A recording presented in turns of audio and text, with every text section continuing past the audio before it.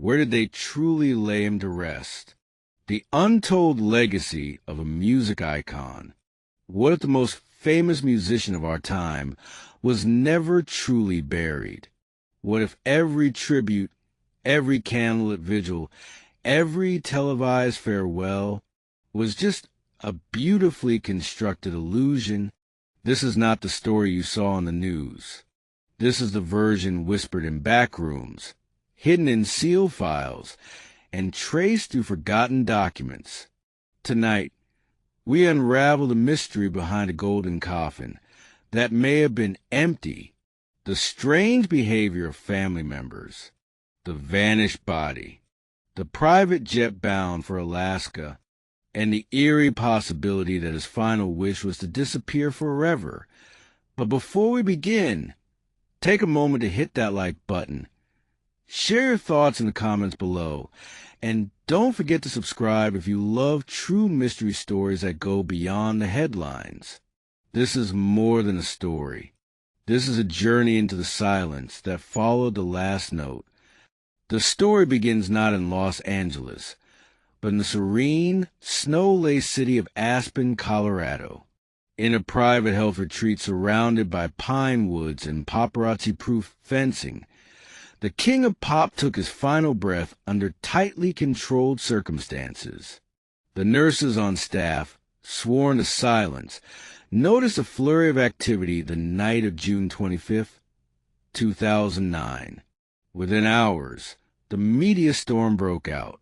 But what really happened in those quiet final hours?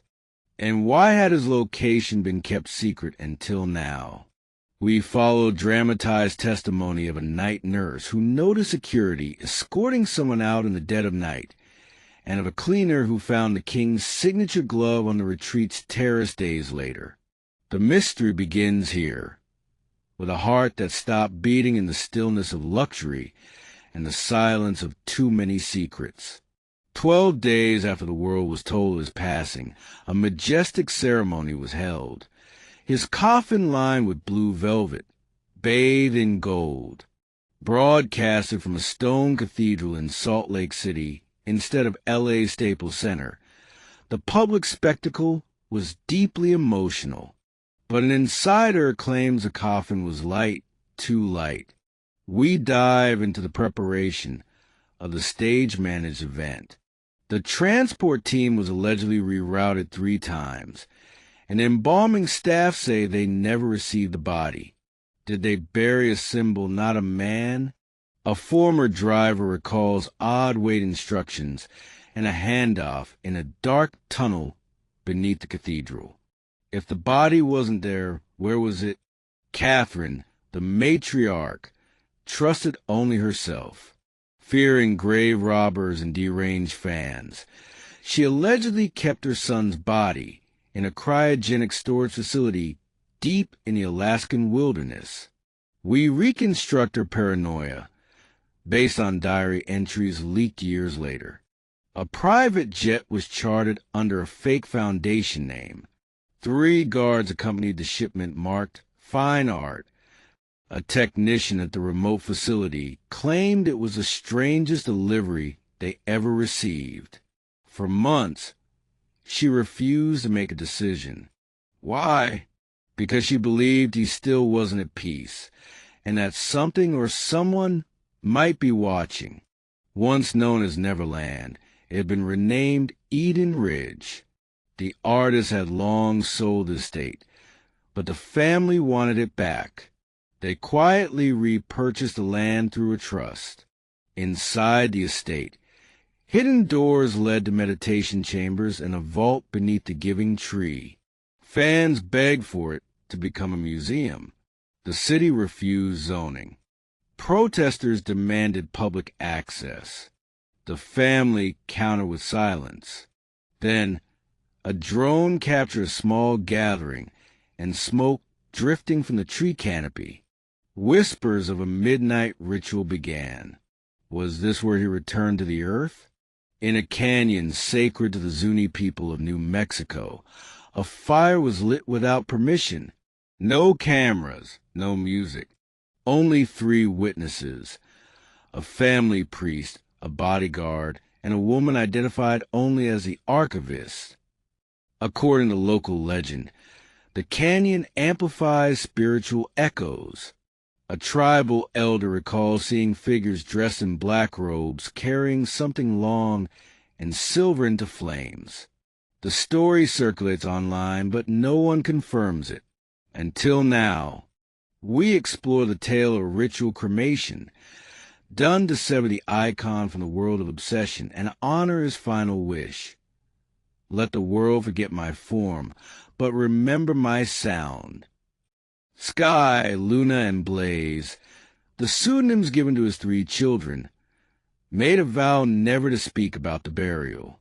A psychologist who worked with him recalls 3 very different forms of grief, one detached, one spiritual, and one enraged. They visited Eden Ridge privately every year on his birthday, placing symbolic offerings beneath the giving tree. In an unpublished letter, Sky writes, "He is nowhere and everywhere. You'll never find him, and that's how he wanted it." Their silence wasn't just protection. It was resistance against a world that consumed him until the end. When an L.A. coroner filed the official death certificate, the press received it. But months later, reporters noticed something odd. It had been replaced by a sealed version. The original autopsy photos, legally requested, vanished. A lawsuit emerged. A former pathologist claimed he was asked to falsify records. He refused. Days later, he disappeared from the media. Was there something in his condition that the public wasn't meant to know? Or was it that the body was never there to begin with? This chapter explores the unsettling gap in paperwork, the silence from officials, and the growing chorus of experts who say, "We were shown a narrative, not the truth." An ex-attorney leaked that a private vault in Switzerland contained personal journals, unpublished music, and a will that conflicted with the public one. The vault was hidden beneath a museum, maintained by a secretive group known only as the Legacy Circle. The vault holds clues, lyrics referencing fire under stars, a letter to his children instructing, "Never chase my shadow." An early version of a song named Ash reveals more than just poetry. It may be a farewell mapped in melody. We explore what's real, what's fabricated, and why the vault remains sealed to this day. From Paris to Kyoto, fans report seeing him, a tall figure in disguise in Vatican City, a singer in a South African hostel whose voice sent chills, a blurry figure near Graceland. Digital sleuths analyze grainy footage. Voice experts swear certain anonymous tracks are his. A street performer in Prague sings with his vibrato. Is it hope or something more? The mythology refuses to die because the man never got the burial he deserved. Or maybe he chose not to. They searched for a body, a tomb, a place to mourn. But he became something else, a sound in the air, a rhythm in time, not a monument of marble, but a legacy of movement, color, and breath. We end with a montage of all theories, woven with reflections from fans, musicians, children, and even skeptics. The chapter fades not with answers, but echoes, just like the man himself. And as the final words are spoken, his voice softly enters. Not a song we know, but a whisper of something new. We search for the truth.